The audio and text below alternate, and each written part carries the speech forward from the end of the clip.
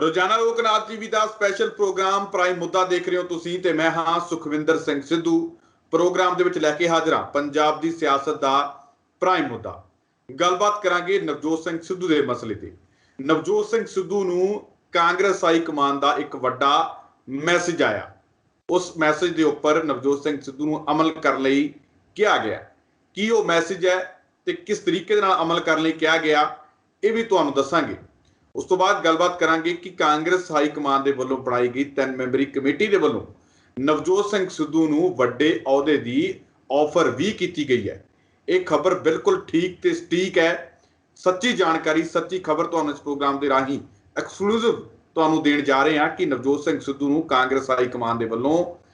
ਜਿਹੜੀ ਕਮੇਟੀ ਬਣਾਈ ਗਈ ਸੀ ਉਸ ਦੇ ਵੱਲੋਂ ਇੱਕ ਵੱਡੇ ਅਹੁਦੇ ਦੀ ਆਫਰ ਕੀਤੀ ਗਈ ਹੈ। ਕੀ ਉਹ ਵੱਡਾ ਅਹੁਦਾ ਹੈ ਤੇ ਨਵਜੋਤ ਸਿੰਘ ਸਿੱਧੂ ਨੇ ਅੱਗੋਂ ਕੀ ਜਵਾਬ ਦਿੱਤਾ ਹੈ? ਕਿ ਉਹ ਅਹੁਦਾ ਲੈਣਾ ਚਾਹੁੰਦੇ ਨੇ ਜਾਂ ਨਹੀਂ ਲੈਣਾ ਚਾਹੁੰਦੇ? ਇਸ ਪੂਰੇ ਮਾਮਲੇ ਦੇ ਉੱਪਰ ਗੱਲਬਾਤ ਕਰਾਂਗੇ, ਵਿਚਾਰ ਚਰਚਾ ਕਰਾਂਗੇ ਤੇ ਨਾਲ ਇਹ ਤੇ ਵਿਚਾਰ ਚਰਚਾ ਕਰਾਂਗੇ ਕਿ ਨਵਜੋਤ ਕੌਰ ਸਿੱਧੂ ਦੇ ਵੱਲੋਂ ਵੀ ਖੁੱਲ੍ਹੇਆਮ ਵੱਡੇ ਬਿਆਨ ਦਿੱਤੇ ਗਏ ਨੇ। ਕੀ ਉਹ ਵੱਡੇ ਬਿਆਨ ਨੇ ਉਹ ਵੀ ਇੱਕ ਇੱਕ ਕਰਕੇ ਤੁਹਾਡੇ ਅੱਗੇ ਖੋਲ ਕੇ ਰੱਖਾਂਗੇ। ਪ੍ਰੋਗਰਾਮ ਦੇ ਵਿੱਚ ਚਰਚਾ ਦੇ ਲਈ ਮੇਰਾ ਜੁੜੇ ਹੋਏ ਨੇ ਪ੍ਰੋਫੈਸਰ ਮਨਜੀਤ ਸਿੰਘ ਅਣਖੀ ਸਾਹਿਬ। ਸਭ ਤੋਂ ਪਹਿਲਾਂ ਉਹਨਾਂ ਦਾ ਕਰਦੇ ਹਾਂ ਸਵਾਗਤ ਤੇ ਫਿਰ ਕਰਦੇ ਹਾਂ ਵਿਚਾਰ ਚਰਚਾ। ਅਣਖੀ ਸਾਹਿਬ, ਸਵਾਗਤ ਹੈ ਪ੍ਰੋਗਰਾਮ ਦੇ ਵਿੱਚ ਜੀ। ਅਣਖੀ ਸਾਹਿਬ, ਕਿਵੇਂ ਦੇਖਦੇ ਹੋ ਨਵਜੋਤ ਸਿੰਘ ਸਿੱਧੂ ਨੂੰ ਜਿਹੜਾ ਕਾਂਗਰਸ ਹਾਈ ਕਮਾਨ ਦਾ ਕਹਿੰਦੇ ਮੈਸੇਜ ਆਇਆ, ਤੇ ਉਹ ਮੈਸੇਜ ਕੀ ਹੈ ਤੇ ਨਵਜੋਤ ਸਿੰਘ ਸਿੱਧੂ ਨੂੰ ਅਮਲ ਕਿਸ ਤਰੀਕੇ ਦੇ ਨਾਲ ਕਰਨ ਲਈ ਕਿਹਾ, ਉਹ ਸਾਡੇ ਦਰਸ਼ਕਾਂ ਨਾਲ ਇੱਕ ਵਾਰੀ ਸਾਂਝਾ ਕਰੀਏ ਤੇ ਬਾਅਦ ਚ ਅੱਗੇ ਵੱਲ ਵਧਦੇ ਹਾਂ। ਸਿੱਧੂ ਸਾਹਿਬ, ਜਿਵੇਂ ਆਮ ਤੌਰ ਤੇ ਕਿਆਸਮਾਈਆਂ ਲਾਈਆਂ ਜਾ ਰਹੀਆਂ ਸਨ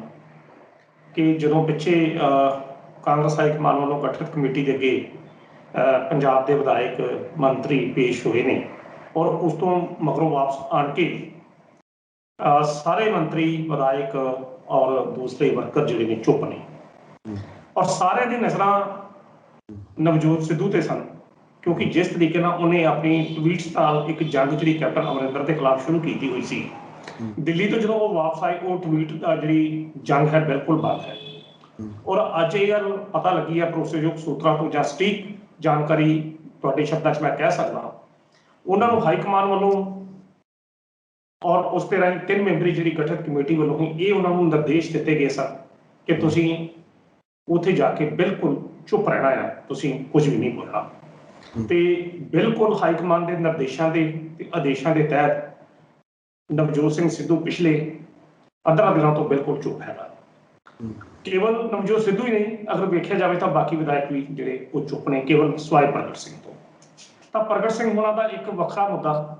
ਪਰ ਕਿਉਂਕਿ ਇਹ ਸਾਰੇ ਆ ਜਿਹੜੀ ਜੰਗ ਸੀ, ਇਸ ਲੜਾਈ ਦੇ ਕੇਵਲ 2 ਨਾਇਕ ਸਨ। ਇੱਕ ਪਾਸੇ ਕੈਪਟਨ ਅਮਰਿੰਦਰ ਸਿੰਘ ਹੋਣੀ ਤੇ ਦੂਜੇ ਬੰਨੇ ਨਵਜੋਤ ਸਿੰਘ ਸਿੱਧੂ ਹੋਣੀ। ਤਾਂ ਇਹਨਾਂ 2 ਨਾਇਕਾਂ ਦੇ ਉੱਤੇ ਧਿਆਨ ਜਿਹੜਾ ਸੀ ਪੰਜਾਬ ਦੇ ਲੋਕਾਂ ਦਾ ਨਵਜੋਤ ਸਿੱਧੂ ਦੇ ਸੀ, ਤੇ ਨਵਜੋਤ ਸਿੰਘ ਸਿੱਧੂ ਨੇ ਪੂਰਨ ਤੌਰ ਤੇ ਕਾਂਗਰਸ ਹਾਈ ਕਮਾਨ ਦੇ ਨਿਰਦੇਸ਼ਾਂ ਦਾ, ਆਦੇਸ਼ਾਂ ਦਾ ਪਾਲਣ ਕਰਦਿਆਂ ਹੋਇਆ ਚੁੱਪ ਜਿਹੜੀ ਉਹ ਵੱਟ ਰੱਖੀ ਆ। ਕਿਸੇ ਵੀ ਕਿਸਮ ਦੀ ਕੋਈ ਵੀ ਬਿਆਨਬਾਜ਼ੀ ਉਸ ਵੱਲੋਂ ਨਹੀਂ ਕੀਤੀ ਜਾ ਰਹੀ। ਹਾਲਾਂਕਿ ਵੇਖਿਆ ਜਾਵੇ ਤਾਂ ਬਹੁਤ ਕੁਝ ਸਿੱਧੂ ਸਾਹਿਬ ਤੁਸੀਂ ਪਿਛਲੇ 2-4 ਦਿਨਾਂ 'ਚ ਵੇਖਿਆ ਹੋਵੇ ਕਿ ਅਜਿਹੀਆਂ ਕਾਰਵਾਈਆਂ, ਅਜਿਹੀਆਂ ਗਤੀਵਿਧੀਆਂ ਹੋ ਰਹੀਆਂ ਜਿਹਦੇ ਨਾਲ ਉਸਨੂੰ ਭੜਕਾਉਣ ਦਾ ਯਤਨ ਕੀਤਾ ਜਾ ਰਿਹਾ ਕਿ ਉਹ ਬੰਦਾ ਭੜਕ ਕੇ ਕੋਈ ਅਜਿਹੀ ਬਿਆਨਬਾਜ਼ੀ ਕਰੇ ਜਿਸ ਨਾਲ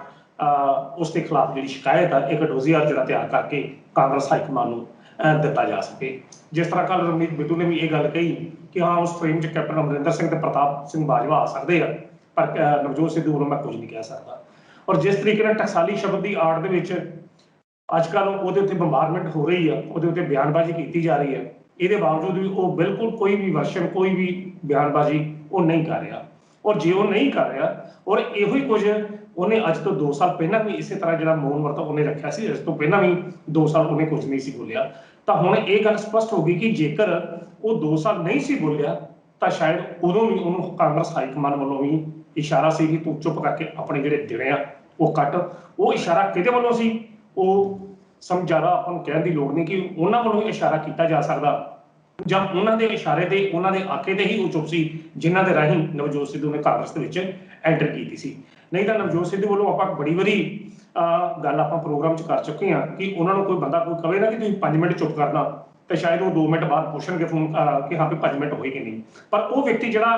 ਪੂਰੇ ਤੌਰ ਤੇ 2 ਸਾਲ ਚੁੱਪ ਰਿਹਾ, ਨਹੀਂ ਬੋਲਿਆ, ਔਰ ਲੋਕਾਂ ਵੱਲੋਂ ਬੜਾ ਕੁਝ ਕਹਿੰਦਾ, ਅਖਬਾਰਾਂ 'ਚ ਵੀ ਇਹ ਗੱਲ ਚਰਚਾ ਆਉਂਦੀ ਰਹੀ ਕਿ ਬੋਲਦਾ ਕਿਉਂ ਨਹੀਂ, ਬੋਲਦਾ ਕਿਉਂ ਨਹੀਂ। ਤਾਂ ਇਸ ਤਰ੍ਹਾਂ ਜਿਹੜੀ ਗੱਲ ਹੈ ਉਹ ਹੁਣ ਸਾਫ਼ ਹੋ ਜਾਂਦੀ ਆ ਕਿ ਜੇ ਉਹ 2 ਸਾਲ ਚੁੱਪ ਰਿਹਾ ਤਾਂ ਉਦੋਂ ਵੀ ਕਾਂਗਰਸ ਹਾਈਕਮਾਨ ਦੇ ਆਦੇਸ਼ਾਂ ਦੇ ਜਾਂ ਨਿਰਦੇਸ਼ਾਂ ਦੇ ਤਹਿਤ ਹੀ ਚੁੱਪ ਰਿਹਾ, ਜਿਹੜੀ ਅੱਜ ਵੀ ਉਹਨਾਂ ਨੇ ਗੱਲ ਜਿਹੜੀ ਪੂਰਨ ਤੌਰ ਤੇ ਪਬਲਿਕਲੀ ਇਹ ਗੱਲ ਸਾਹਮਣੇ ਆ ਰਹੀ ਆ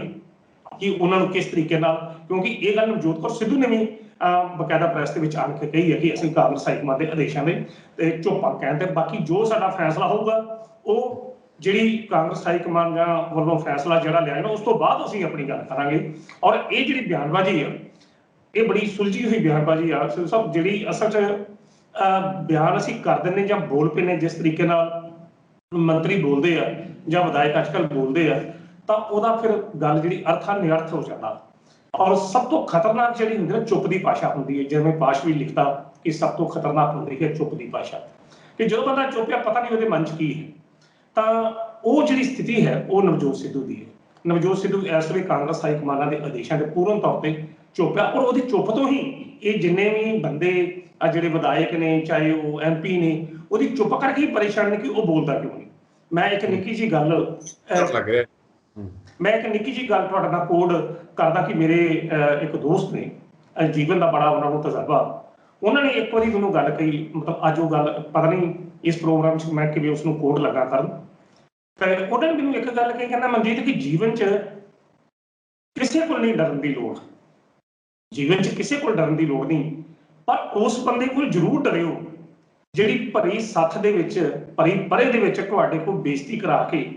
ਤੇ ਫਿਰ ਹੱਥ ਜੋੜ ਕੇ ਚੁੱਪ ਕਰਕੇ ਉੱਠ ਗਿਆ, ਉਸ ਬੰਦੇ ਕੋਲ ਹਮੇਸ਼ਾ ਡਰ ਕੇ ਰਹਿਣਾ, ਕਿਉਂਕਿ ਉਸ ਬੰਦੇ ਨੇ ਫਿਰ ਕਦੇ ਮਾਫ ਨਹੀਂ ਕਰਨਾ। ਨਵਜੋਤ ਸਿੱਧੂ ਦੀ ਜਿਹੜੀ ਇਹ ਪੋਜੀਸ਼ਨ ਆ ਇਹ ਉਸ ਬੰਦੇ ਵਾਲੀ ਹੈ ਕਿ ਜਿਹੜੀ ਭਰੀ ਪਰੇ ਦੇ ਵਿੱਚ ਚੁੱਪ ਕਰਕੇ 2 ਸਾਲ ਪਹਿਲਾਂ ਉਹ ਚੁੱਪ ਰਿਹਾ ਔਰ ਕਿਸ ਤਰੀਕੇ ਨਾਲ ਉਹਨੂੰ ਜਲੀਲ ਕਰਕੇ ਬਾਹਰ ਦਾ ਰਸਤਾ ਵਿਖਾਇਆ ਗਿਆ, ਤੇ ਜਿਸ ਤਰੀਕੇ ਨਾਲ ਉਹ ਅੱਜ ਚੁੱਪ ਰਿਹਾ, ਹੁਣ ਉਹ ਚੁੱਪ ਦਾ ਜਿਹੜੇ ਅਰਥ ਨੇ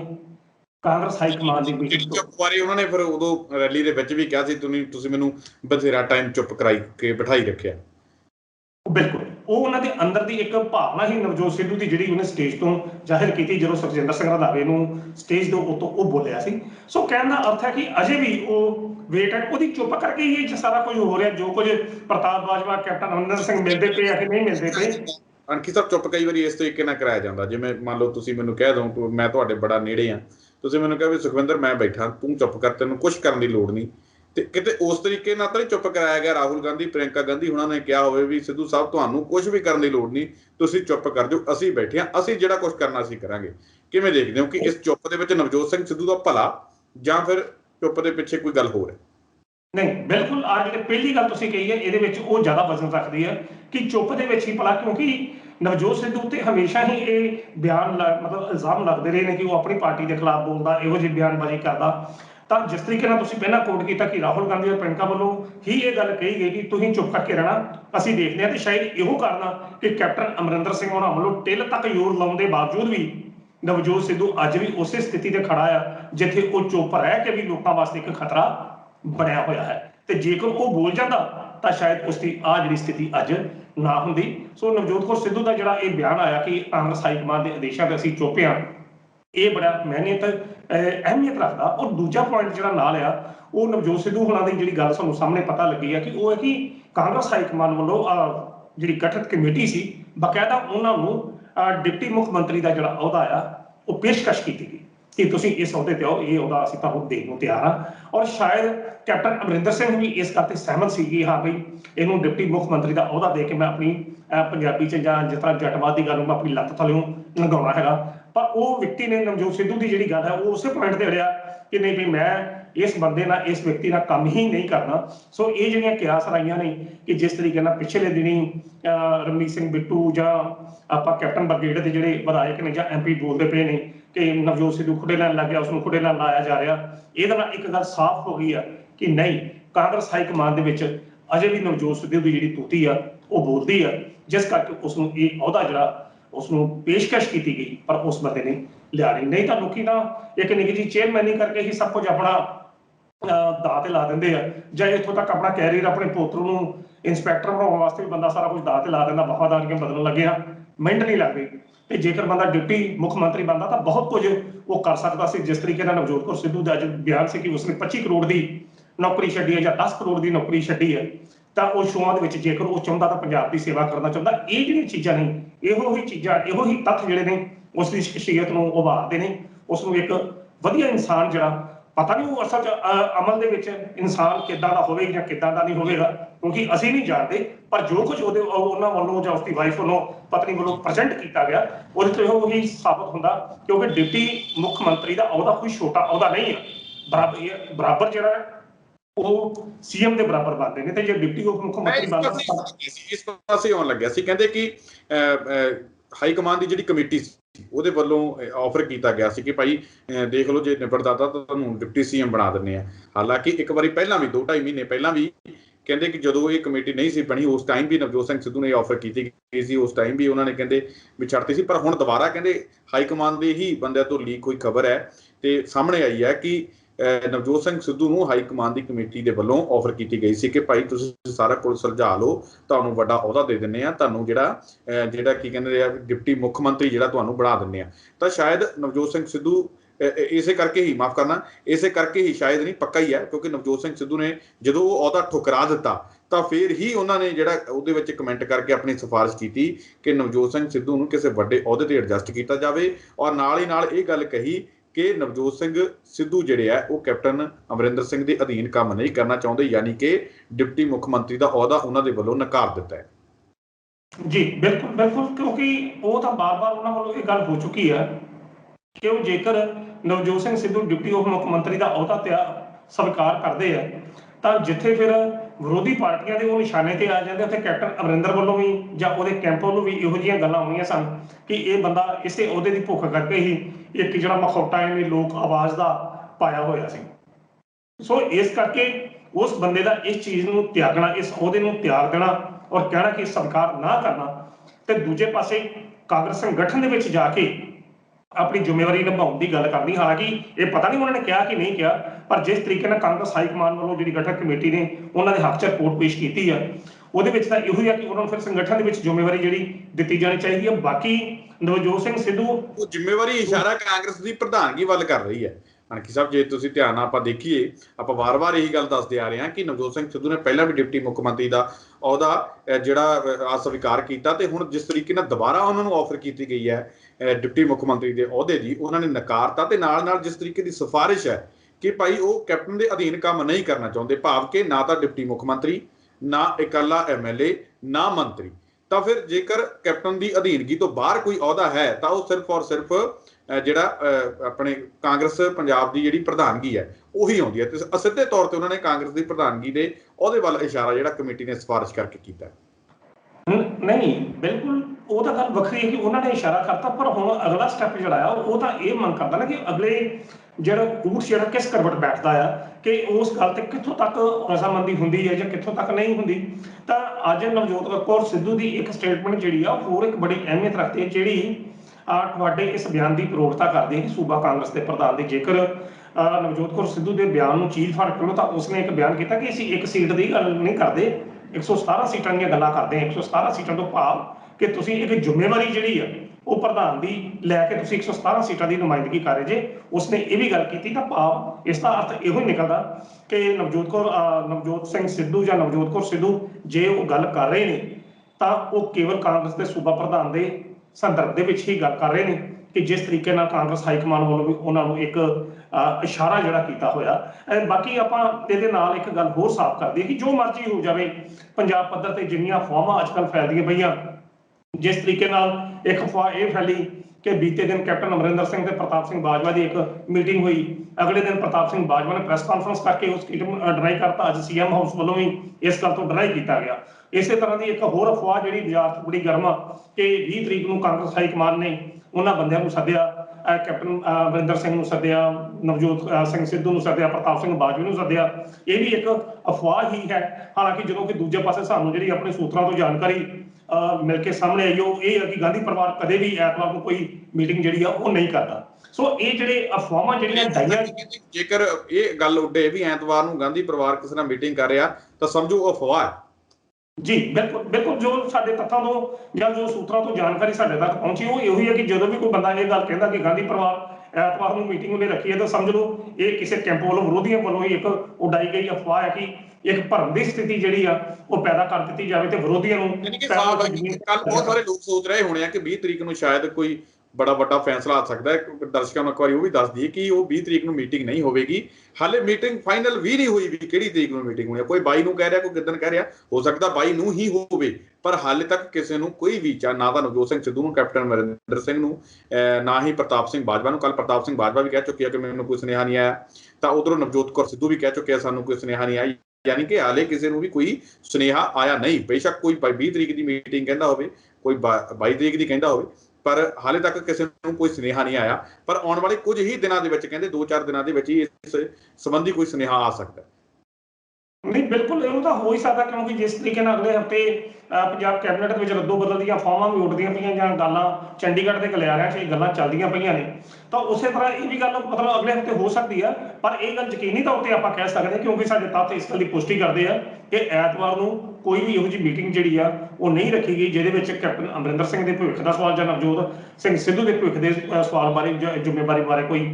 फैसला जिहड़ा होवेगा। ये एक महज उन्हां कैंप वालों ही असीं इहो कह सकते हैं कि ਜਿਹੜੇ ਇਸ ਵੇਲੇ ਖਤਰਾ ਮਹਿਸੂਸ ਕਰ ਰਹੇ ਨੇ ਉਹਨਾਂ ਵੱਲੋਂ ਹੀ ਅਜਿਹੀਆਂ ਛੁਰਲੀਆਂ ਛੱਡੀਆਂ ਜਾ ਰਹੀਆਂ, ਤੇ ਅਜਿਹੀਆਂ ਛੁਰਲੀਆਂ ਛੱਡਣ ਦਾ ਭਾਵ ਇਹੋ ਹੀ ਹੁੰਦਾ ਕਿ ਅਗਲਾ ਇਹਨਾਂ ਛੁਰਲੀਆਂ ਦੇ ਪ੍ਰਭਾਵ ਦੇ ਵਿੱਚ ਕੀ ਬੋਲਦਾ, ਉਹ ਕਿਸ ਤਰੀਕੇ ਨਾਲ ਆਪਣੀ ਗੱਲ ਜਿਹੜੀ ਵਿਅਕਤ ਕਰਦਾ। ਸੋ ਇਹੋ ਜਿਹੇ ਜਿਹੜੇ ਬਿਆਨ ਨੇ ਇਹ ਸੱਚਾਈ ਤੋਂ ਕੋਹਾਂ ਦੂਰ ਨੇ, ਤੇ ਇਹਦੇ ਵੱਲ ਸਾਨੂੰ ਕੋਈ ਵਿਸ਼ੇਸ਼ ਸਾਡੇ ਦਰਸ਼ਕਾਂ ਨੂੰ ਜ਼ਿਆਦਾ ਧਿਆਨ ਨਹੀਂ ਦੇਣਾ ਚਾਹੀਦਾ, ਕਿਉਂਕਿ ਦਰਸ਼ਕ ਸੂਝਵਾਨ ਨੇ, ਉਹ ਸਾਡੀ ਗੱਲ ਤੇ ਸੁਣਦੇ ਨੇ, ਸਾਡੀ ਗੱਲ ਤੇ ਯਕੀਨ ਕਰਦੇ ਨੇ। तो इस कारण साड़ी भी जिम्मेवारी बनती है कि आप सटीक जी जानकारी आ उन्होंने तक पहुँचाइए, ता जो वो भी पंजाब के राजनीतिक हालातों के संबंधी पूर्ण तौर पर जाणू हो सकन। नाल ही नाल मैं एक गल होर करदा कि जिहड़े उन्होंने अज जिस तरीके नाल बीते दिन अपने कैप्टन अमरिंदर सिंह होना वालों फतेह जंग सिंह बाजवा और जोगिंदरपाल पांडे के बेटे को जिहड़ियां सरकारी नौकरियां दित्तियां गईयां, तो उहदे विच अज जो प्रेस कॉन्फ्रेंस जिहड़ी श्रोमणी अकाली दल बादल की हुई और विक्रम मजीठिया ਉਹਦੇ ਵਿੱਚ ਉਹਨਾਂ ਨੇ ਬੜਾ ਤਗੜਾ ਐਲੀਗੇਸ਼ਨ ਜਿਹੜਾ ਉਹ ਲਾਇਆ ਕੈਪਟਨ ਅਮਰਿੰਦਰ ਸਿੰਘ ਹੋਣਾ ਤੇ ਕਿ ਇਹਨਾਂ ਨੇ ਸਰਕਾਰ ਬਚਾਉਣ ਕਰਕੇ ਇਹ ਨੌਕਰੀਆਂ ਜਿਹੜੀਆਂ ਦਿੱਤੀਆਂ ਨੇ ਔਰ ਜਿਹੜੇ ਐਮਐਲਏ ਨੇ ਖਰੀਦੇ ਨੇ। ਤੇ ਦੂਜੇ ਪਾਸੇ ਜਿਹੜੇ ਓਲੰਪੀਅਨ ਜਿਹੜੇ ਹੈਗੇ ਸੀ ਦੁਰਾਕ ਮਿਲਖਾ ਸਿੰਘ ਦੇ ਫਿਊਨਰਲ ਰਸਮ ਦੇ ਉੱਤੇ ਪ੍ਰੈਸ ਕਾਨਫਰੰਸ ਜਦੋਂ ਕਰ ਰਹੇ ਸੀ ਪੱਤਰਕਾਰਾਂ ਨਾਲ ਗੱਲਬਾਤ ਕਰਦੇ ਆ, ਤਾਂ ਕੈਪਟਨ ਅਮਰਿੰਦਰ ਸਿੰਘ ਹੋਣਾ ਨੇ ਉੱਥੇ ਇਹ ਵੀ ਗੱਲ ਕਹੀ ਕਿ ਠੀਕ ਆ ਮੈਂ ਕੋਈ ਗੁਨਾਹ ਥੋੜਾ ਕੀਤਾ, ਜੇਕਰ ਸ਼੍ਰੋਮਣੀ ਅਕਾਲੀ ਦਲ ਵਾਲੇ ਵੀ ਕਹਿਣ ਤੇ ਆਮ ਆਦਮੀ ਪਾਰਟੀ ਵਾਲੇ ਵੀ ਕਹਿਣ ਮੈਂ ਉਹਨਾਂ ਨੂੰ ਵੀ ਨੌਕਰੀਆਂ ਦੇ ਦਾਂਗਾ। ਪਰ ਇਹੋ ਜਿਹੇ ਕੋਈ ਜਵਾਬ ਜਿਹੜੇ ਨੇ, ਇਹੋ ਜਿਹੇ ਜਵਾਬ ਕੋਈ ਜ਼ਿਆਦਾ ਵਧੀਆ ਨਹੀਂ ਲੱਗਾ। ਕੈਪਟਨ ਨੌਕਰੀ ਦੇਣ ਦੇ ਮਾਮਲੇ ਦੇ ਉੱਪਰ ਨਵਜੋਤ ਕੌਰ ਸਿੱਧੂ ਨੇ ਵੀ ਲੰਬੇ ਹੱਥੀ ਆਪਣੀ ਸਰਕਾਰ ਨੂੰ ਲਿਆ। ਉਹ ਕਹਿੰਦੇ ਕਿ ਆਮ ਜਿਹੜੇ ਧੀਆਂ ਪੁੱਤ ਨੇ ਉਹ ਤਾਂ ਇੰਨੀ ਮਿਹਨਤ ਕਰਕੇ ਟੈਸਟ ਦੇ ਕੇ ਪੜ੍ਹ ਲਿਖ ਕੇ ਨੌਕਰੀਆਂ ਤੱਕ ਮਸਾਂ ਪਹੁੰਚਦੇ ਆ, ਤੇ ਇਹਨਾਂ ਨੂੰ ਸਿੱਧੇ ਹੀ ਕਹਿੰਦੇ ਨੌਕਰੀਆਂ ਦੇ ਦਿੱਤੀਆਂ, ਉਹਨਾਂ ਦੇ ਵੱਲੋਂ ਵੀ ਘੇਰਿਆ ਗਿਆ। नहीं वो तो चलो है ही। बरिंदर सिंह ढिल्लों वालों भी यूथ कांग्रेस के प्रधान ने उन्होंने वालों भी ये स्टेटमेंट जी की थी कि मेरा आ विषय क्योंकि अलग विषय है, मैं केवल विक्रमजीत मजीठिया और जिस तरीके उन्होंने सरकार से तंज कसिया कैप्टन अमरिंदर सिंह किस तरीके जिथे अफवाह फैला के अपनी कुर्सी को बचाने के यत्नों में ने उत्थे वो एमएलए की भी खरीदो फरोख्त जी कर रहे हैं। ये सीधा इल्जाम जो श्रोमणी अकाली दल का कांग्रेस पार्टी के प्रधान जोड़े ने कैप्टन अमरिंदर सिंह होना उत्ते लाया गया, और उन्होंने इतों तक मंग की कि ਜਿਹੜੇ ਪੰਜਾਬ ਦੇ ਗਵਰਨਰ ਨੇ ਜਾਂ ਰਾਸ਼ਟਰਪਤੀ ਨੇ ਖੁਦ ਉਸ ਮੋਸ਼ਨ ਨੋਟਸ ਲੈ ਕੇ ਇਹ ਸਾਰੇ ਉੱਤੇ ਕਾਰਵਾਈ ਕਰਨ। ਸੋ ਕਹਿਣ ਦਾ ਅਰਥ ਹੈ ਕਿ ਕੈਪਟਨ ਅਮਰਿੰਦਰ ਸਿੰਘ ਹੋਣਾ ਵੱਲੋਂ ਆਪਣੀ ਸਰਕਾਰ ਨੂੰ ਬਚਾਉਣ ਵਾਸਤੇ ਜਿਹੜੇ ਹਰ ਤਰੀਕੇ ਦਾ ਹੱਥਕੰਡਾ, ਜਿਹੜਾ ਮੈਂ ਹੱਥਕੰਡਾ ਹੀ ਸ਼ਬਦ ਵਰਤਾਂਗਾ, ਉਹ ਅਪਣਾਇਆ ਜਾ ਰਿਹਾ ਕਿ ਜਿੱਥੇ ਵਿਧਾਇਕਾਂ ਨੂੰ ਖਰੀਦਿਆ ਜਾ ਰਿਹਾ ਜਾਂ ਵਿਧਾਇਕਾਂ ਨੂੰ ਨਾਲ ਲਾਇਆ ਜਾ ਰਿਹਾ, ਉੱਥੇ ਇਹੋ ਜਿਹੀਆਂ ਅਫਵਾਹਾਂ ਜਿਹੜੀਆਂ ਉਡਾਈਆਂ ਜਾ ਰਹੀਆਂ ਨੇ ਜਿਨ੍ਹਾਂ ਦਾ ਮੂਲ ਮਨੋਰਥ ਪੰਜਾਬ ਦੇ ਅੰਦਰ ਇੱਕ ਭਰਮ ਦੀ ਸਥਿਤੀ ਨੂੰ ਪੈਦਾ ਕਰਕੇ ਨਵਜੋਤ ਸਿੱਧੂ ਦੇ ਜਿਹੜੇ ਸਮਰਥਕ ਹੋਣਗੇ ਉਹਨਾਂ ਦੇ ਵਿੱਚ ਵੀ ਇੱਕ ਭਰਮ ਨੂੰ ਪੈਦਾ ਕਰਦਾ, ਜਾਂ ਦੂਜੇ ਪਾਸੇ ਆਪਣੇ ਜਿਹੜੇ ਹਤੈਸ਼ੀ ਨੇ ਉਹਨਾਂ ਨੂੰ ਇੱਕ ਬਿਲਡਅਪ ਕਰਦਾ। ਇਹ ਜਿਹੜੀਆਂ ਚੀਜ਼ਾਂ ਨੇ ਨਵਜੋਤ ਕੌਰ ਸਿੱਧੂ ਨੇ ਇਹਦੇ ਉੱਤੇ ਵੀ ਕਮੈਂਟ ਕੀਤਾ ਕਿ ਜਿਸ ਤਰ੍ਹਾਂ ਪੋਸਟ ਵਰ ਕਹਿੰਦੇ ਕਿ ਉਹ ਬੜਾ ਵਧੀਆ ਗੱਲ ਸੀ ਉੱਤੇ ਕਹੀ, ਕਹਿੰਦੇ ਕਿ ਜਿਹੜੇ ਕਿਸੇ ਨੇਤਾ ਦੀ ਜਿਹੜੀ ਤਸਵੀਰ ਆ ਉਹ ਮਨ 'ਚ ਹੁੰਦੀ ਆ, ਕੇਵਲ ਪੋਸਟਰ ਜੰਗ ਲਾ ਕੇ ਜਿਹੜੀ ਉਹ ਗੱਲ ਜਿਹੜੀ ਨਹੀਂ ਹੁੰਦੀ। ਜਦੋਂ ਕਿ ਕੱਲ ਪ੍ਰਤਾਪ ਸਿੰਘ ਬਾਜਵਾ ਨੇ ਇਹ ਗੱਲ ਕਹੀ ਸੀ ਕਿ ਨਹੀਂ ਜੀ ਇਹ ਤਾਂ ਸਮਰਥਕਾਂ ਦੇ ਦਿਲ ਦੀ ਸ਼ਰਧਾ ਹੁੰਦੀ ਹੈ ਕਿ ਜਦੋਂ ਕੋਈ ਕਿਸੇ ਨੇਤਾ ਦੇ ਪੋਸਟਰ ਲਾਉਂਦੇ ਨੇ ਤਾਂ ਇੱਥੋਂ ਪਤਾ ਲੱਗਦਾ ਕਿ ਕਿਸ ਤਰੀਕੇ ਦੇ ਨਾਲ ਤੁਹਾਡੀ ਜਿਹੜੀ ਦ੍ਰਿਸ਼ਟੀ ਆ, ਤੁਹਾਡੀ ਜਿਹੜੀ ਸੋਚ ਆ ਇਸ ਵਾਲੇ ਪਾਸੇ ਨੇ ਆਪਾਂ। ਪ੍ਰੋਫੈਸਰ ਸਾਹਿਬ ਇੱਕ ਜਿਵੇਂ ਗੱਲ ਇਹ ਹੈ ਕਿ ਜਿਵੇਂ ਬਹੁਤ ਸਾਰੇ ਲੋਕ ਸੋਚਦੇ ਆ ਕਿ ਕੈਪਟਨ ਤੇ ਬਾਜਵਾ ਇਕੱਠੇ ਹੋ ਗਏ ਤੇ ਉਧਰ ਨਵਜੋਤ ਸਿੰਘ ਸਿੱਧੂ ਚੁੱਪ ਕਰੀ ਬੈਠੇ ਆ, ਕਿਵੇਂ ਦੇਖਦੇ ਹੋ ਕਿ ਜਿਵੇਂ ਹੁਣ ਗੱਲਾਂ ਨਿਕਲ ਕੇ ਸਾਹਮਣੇ ਆਈਆਂ ਸਿੱਧੂ ਨੇ ਡਿਪਟੀ ਮੁੱਖ ਮੰਤਰੀ ਦਾ ਅਹੁਦਾ ਤਿਆਗਤਾ, ਤਾਂ ਉਧਰੋਂ ਨਾਲ ਹੀ ਨਾਲ ਜਿਹੜੇ ਉਹਨਾਂ ਦੇ ਵੱਲੋਂ ਮੈਸੇਜ ਵੀ ਆਇਆ ਕਿ ਭਾਈ ਤੁਸੀਂ ਚੁੱਪ ਰਹੋ। ਹੁਣ ਸਾਫ਼ ਪਤਾ ਲੱਗਿਆ ਕਿ ਨਵਜੋਤ ਸਿੰਘ ਸਿੱਧੂ ਚੁੱਪ ਕਿਉਂ ਨਹੀਂ, ਤਾਂ ਫਿਰ ਉਸ ਤੋਂ ਕੀ ਅੰਦਾਜ਼ਾ ਲਾਇਆ ਜਾ ਸਕਦਾ ਹੈ ਕਿ ਕੈਪਟਨ ਅਮਰਿੰਦਰ ਸਿੰਘ ਤੇ ਪ੍ਰਤਾਪ ਸਿੰਘ ਬਾਜਵਾ ਬੇਸ਼ੱਕ ਇਕੱਠੇ ਹੋ ਗਏ ਹੋਣ, ਪਰ ਫਿਰ ਵੀ ਨਵਜੋਤ ਸਿੰਘ ਸਿੱਧੂ ਨੂੰ ਢਾਹ ਨਹੀਂ ਲਾ ਸਕਦੀ ਪਾਰਟੀ। ਜਿਹੜੀ ਹਾਈ ਕਮਾਨ ਹੈ ਉਹ ਡਿਪਟੀ ਮੁੱਖ ਮੰਤਰੀ ਦੇ ਅਹੁਦੇ ਤੋਂ ਅੱਗੇ ਵੀ ਵੱਧ ਸਕਦੀ ਹੈ ਨਵਜੋਤ ਸਿੰਘ ਸਿੱਧੂ ਨੂੰ ਅਹੁਦਾ ਦੇਣ ਦੇ ਲਈ। ਬਿਲਕੁਲ ਬਿਲਕੁਲ। ਦੇਖੋ ਪ੍ਰਤਾਪ ਸਿੰਘ ਬਾਜਵਾ ਦੀ ਗੱਲ ਤੋਂ ਅਸੀਂ ਵਾਰ-ਵਾਰ ਤੁਸੀਂ ਕਹਿ ਰਹੇ ਕਿ ਉਹ ਕੈਪਟਨ ਨਾਲ ਮਿਲ ਕੇ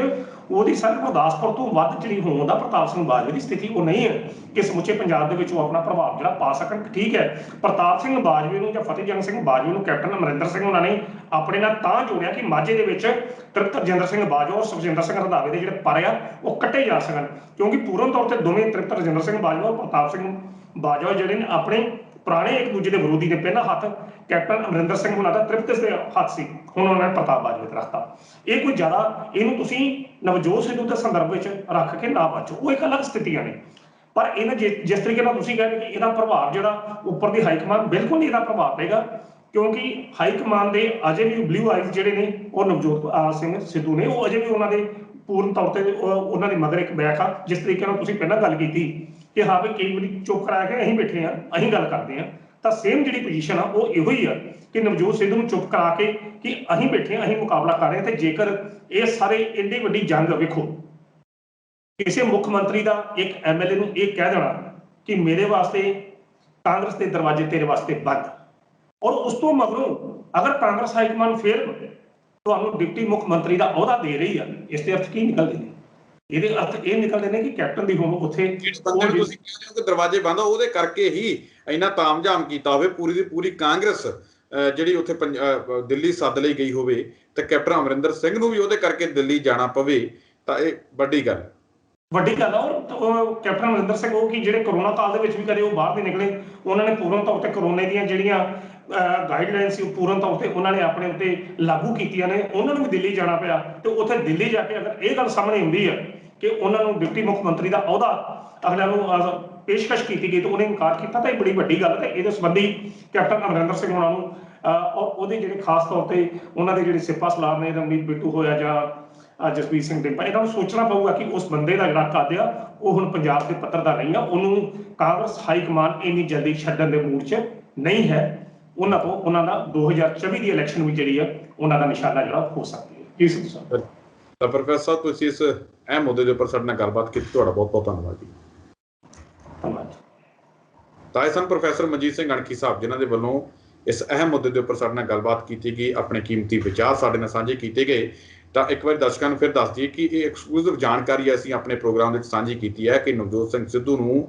ਪਾਰਟੀ ਹਾਈ ਕਮਾਨ ਦੇ ਵੱਲੋਂ ਸਾਇਲੈਂਟ ਰਹਿਣ ਦੇ ਲਈ ਮੈਸੇਜ ਆਇਆ, ਤੇ ਨਾਲ ਹੀ ਨਾਲ ਉਹਨਾਂ ਨੂੰ ਡਿਪਟੀ ਉਪ ਮੁੱਖ ਮੰਤਰੀ ਦੇ ਅਹੁਦੇ ਦੀ ਜਿਹੜੀ ਆਫਰ ਕੀਤੀ ਗਈ ਸੀ, ਤੇ ਉਹ ਵੀ ਉਹਨਾਂ ਦੇ ਵੱਲੋਂ ਨਕਾਰ ਦਿੱਤੀ ਗਈ ਹੈ। ਤੇ ਹੁਣ ਆਉਣ ਵਾਲੇ ਦਿਨਾਂ 'ਚ ਹੀ ਪਤਾ ਲੱਗੇਗਾ ਕਿ ਮੀਟਿੰਗ ਦੇ ਵਿੱਚ ਕਿਹੜਾ ਨਵਜੋਤ ਸਿੰਘ ਸਿੱਧੂ ਨੂੰ ਵੱਡਾ ਅਹੁਦਾ ਦਿੱਤਾ ਜਾਂਦਾ ਹੈ ਤੇ ਕੀ ਕੁਝ ਰਣਨੀਤੀ ਜਿਹੜੀ ਘੜੀ ਹੈ ਪਾਰਟੀ ਹਾਈ ਕਮਾਨ ਨੇ। ਤਾਂ ਫਿਲਹਾਲ ਲਈ ਦਿਓ ਸਾਨੂੰ ਇਜਾਜ਼ਤ, ਦੁਬਾਰਾ ਫਿਰ ਮਿਲਾਂਗੇ ਇਸ ਪ੍ਰੋਗਰਾਮ ਦੇ ਵਿੱਚ ਕੁਝ ਨਵੇਂ ਤੇ ਅਹਿਮ ਮੁੱਦਿਆਂ ਦੇ ਨਾਲ। ਧੰਨਵਾਦ।